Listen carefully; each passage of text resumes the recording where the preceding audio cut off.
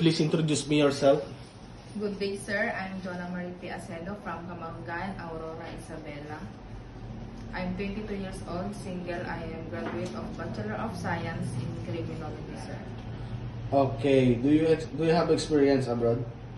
No, sir, but I work here as a sales lady for 3 years, and my duties and responsibilities are to greet the client and to more sales stock and convince the customer to buy the product, sir.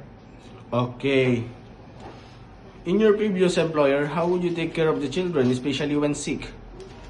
I will check the temperature of the baby if he or she is sick, and I will call the employer, sir. How would you describe yourself? I am honest, hardworking, and responsible, sir. Do you have any tattoo? No, sir. Do you have a surgery or serious sickness before? No, sir. Do you have a surgery or serious sickness before? No, sir. Do you have an allergy to certain foods? No, sir. Do you smoke and drink alcohol? No, sir. Why do you want to work abroad? For better opportunities, sir.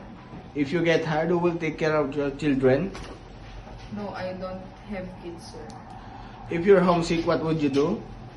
I will focus my work and remind myself, sir, that I need this job for my family, sir.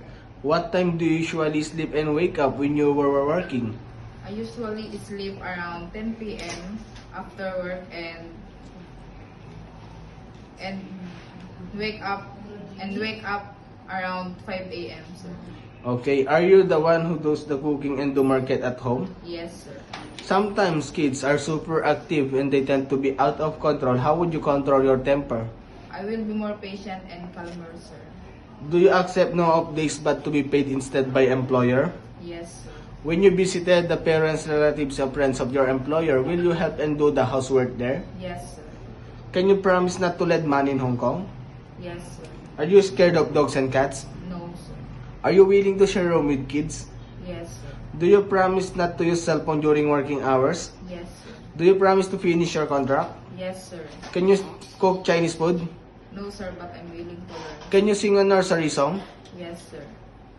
The wheels on the bus go round and round, round and round, round and round. The wheels on the bus go round and round. Okay. What is your message to your future employer? I hope you select me as your sales lady, sir. I am hardworking, honest, and responsible person. I promise that to serve your company with all my best, sir. Thank you, sir.